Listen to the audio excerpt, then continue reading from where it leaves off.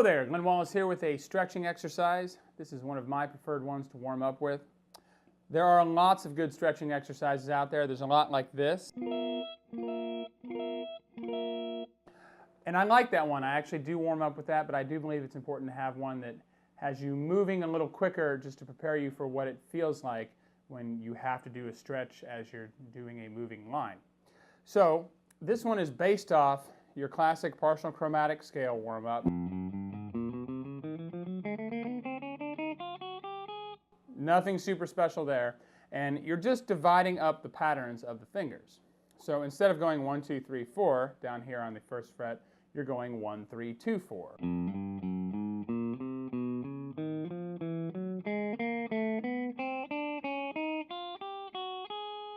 Now, if you're a beginner, you should maybe only do these at the top 3 strings. It'll be a little bit easier, and don't worry about the alternate picking.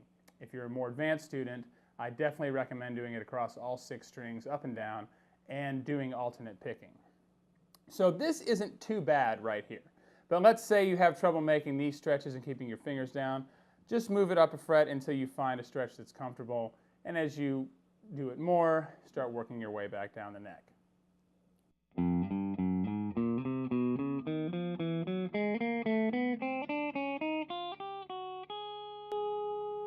Okay, once you've got that, start splitting the strings apart.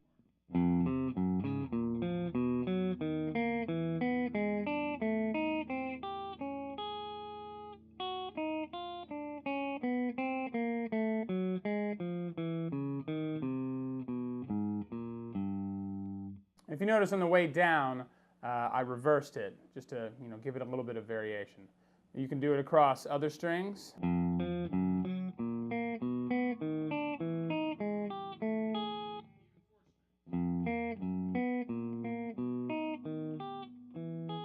They all feel a little bit different. Now, again, this is nothing too crazy here. This is just based off your classic partial chromatic scale warm-up. I'm not reinventing the wheel of stretching exercises, but this is just one that I enjoy. And here's the thing that I like to start doing to it. Now, you can do this down here just for the sake of playing it clean for the lesson and not having to do a whole bunch of cuts. I'm going to do it up here at the 5th fret. Once you are comfortable with that, instead of stretching 2 frets between 1 and 3, so I'm on 5 and 7, stretch 3 frets, so 5 and 8. And you can do it down here with 1 and 4, but I'm going to do it up here. All right, 5 and 8 with 1 and 3, and then 6 and 9 with 2 and 4. So now you wind up with this.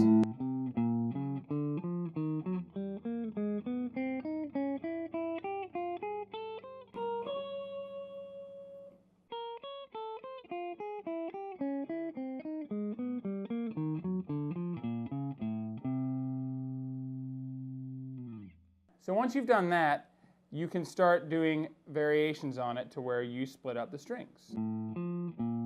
Right now it's 5 on the 6th string, 8 on the 5th string.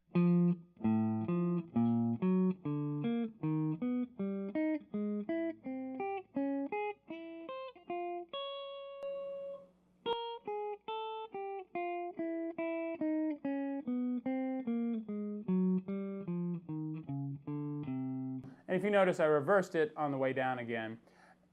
At first, when you first try these, if you're not, really good at stretching it or haven't practiced a lot, you may not be able to keep your index finger down on the fret. As long as you're trying, if you're like resting on the metal of the 5th fret right here, as long as you're trying as hard as you can to keep it back there, eventually you will get it.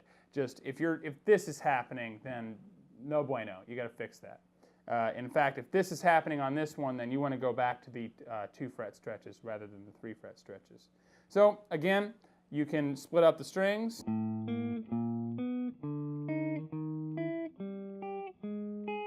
If you want to try to go 5, 9,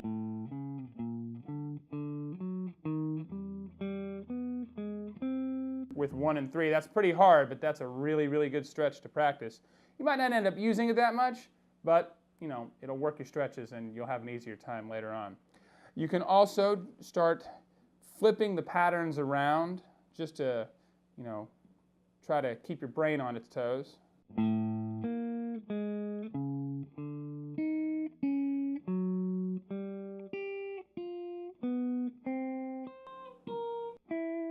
Recommend doing that one slow at first because it's a little hard to remember where you are sometimes. So anyway, this was a very simple lesson, just some of the things that I found you can do with those finger patterns taken from the partial chromatic scale warm-up. Hope you enjoyed it. I'll see you next time.